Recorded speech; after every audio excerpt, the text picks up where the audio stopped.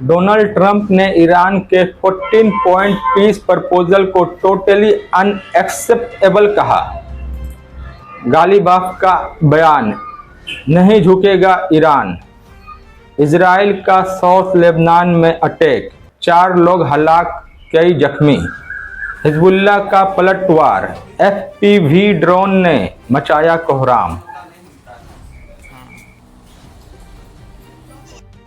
दोस्तों आदाब, मैं मोहम्मद फैजान आपके लिए लेकर आया हूं ईरान, यूएस, इजराइल, लेबनान से रिलेटेड खबरें। तो चलते हैं खबरों की तरफ। दोस्तों, ईरान और अमेरिका के दरमियान टेंशन और ज़्यादा बढ़ता जा रहा है। पिछले दिनों अमेरिका ने एक 14 पॉइंट पर मुश्तमिल पीस प्रपोजल ईरान को भेजा था। वो 14 पॉइंट में से कुछ खास बातें ये हैं। अमेरिका चाहता है कि ईरान कम से कम 12 सालों के लिए यूरेनियम बनाना बंद करे और जो 60% इनरिच यूरेनियम को भी अमेरिका को दे दे। 30 दिनों के अंदर स्ट्रेट ऑफ हॉर्मुज को दोबारा खोल दे। रीजनल ताकतों जैसे हिजबुल्लाह, हूतीज, हमास को सपोर्ट करना बंद करे और अपना मिसाइल प्रोग्राम को भी बंद कर दे। मतलब के बगैर दांत और पंजे का शेर बनकर रहे, ईरान को कहा जा रहा है। ईरान इन सब के बाद अमेरिका धीरे धीरे ईरान पर से सैंक्शन हटाएंगे और ईरान के फ्रोजन पैसे को धीरे धीरे रिलीज कर देंगे।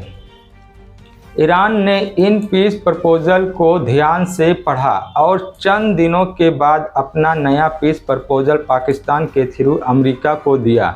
ईरान का कहना है कि सिर्फ 2 महीने का सीज़फायर नहीं बल्कि 30 दिन के अंदर जंग का हमेशा के लिए खात्मा होना चाहिए।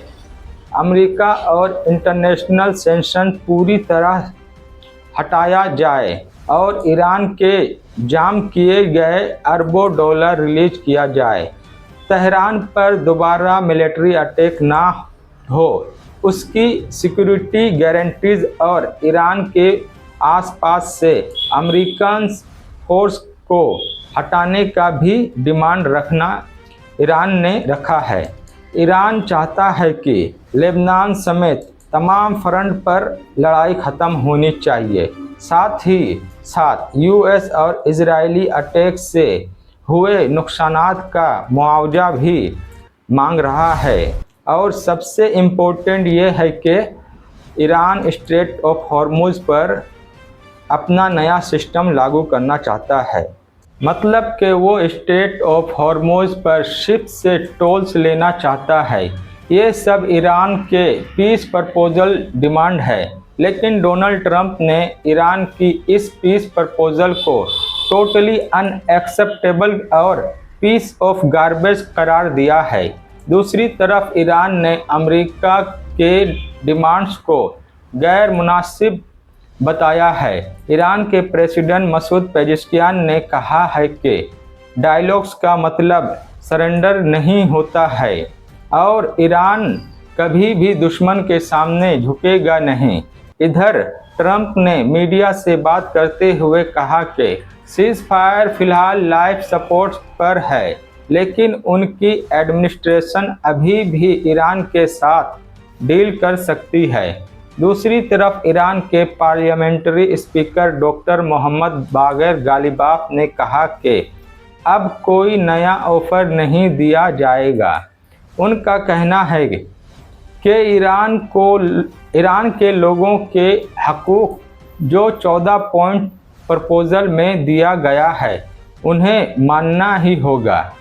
इसके अलावा कोई और रास्ता नहीं।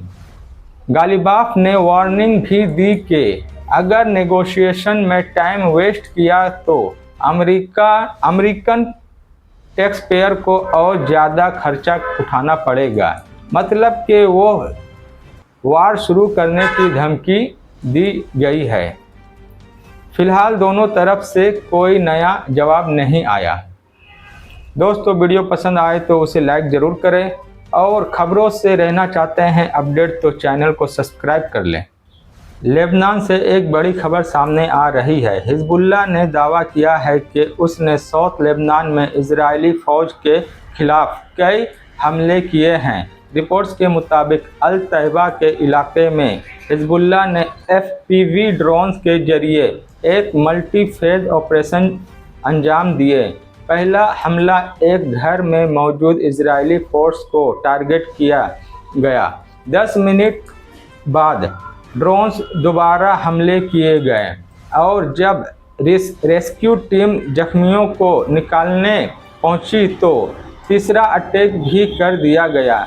इसके अलावा हिजबुल्लाह ने कई और इजरायली गाड़ियों, टैंक, बुलडोज़र और सोल्जर्स को ड्रोन्स, रॉकेट्स और आर्टिलरी शेल से टारगेट करने के दावे किए हैं।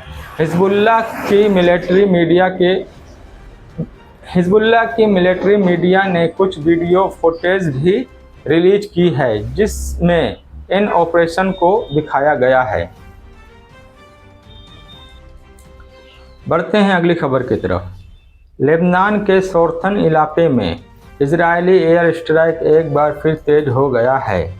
रिपोर्ट्स के मुताबिक इन हमलों में कम से कम 4 लोगों की मौत और कई अफराद जख्मी हुए हैं। लेबनीज मीडिया के मुताबिक नबाते के इलाके में रेस्क्यू टीम पर भी हमला हुआ, जहां 2 मेडिक्स जख्मी हो गए जब वो पहले अटैक के विक्टिम्स की मदद कर रहे थे। उसी दौरान अचानक जोरदार धमाका हुआ और इलाके फिर से हमले की जद में आ गए। रिपोर्ट्स के मुताबिक 2 मार्च से अब तक इजरायली अटैक्स में लेबनान में हजारों लोग मारे और जख्मी हुए हैं, जबकि 10 लाख से ज़्यादा लोग बेघर हो चुके हैं। अब अमेरिका वाशिंगटन में इजराइल और लेबनान के दरमियान नया पीस टॉक्स की तैयारी कर रहे हैं, लेकिन हिजबुल्लाह ने इन टॉक्स पर तनकीद की है। ऐसी ही ताज़ा अपडेट के लिए आप मेरे चैनल को सब्सक्राइब कर लें।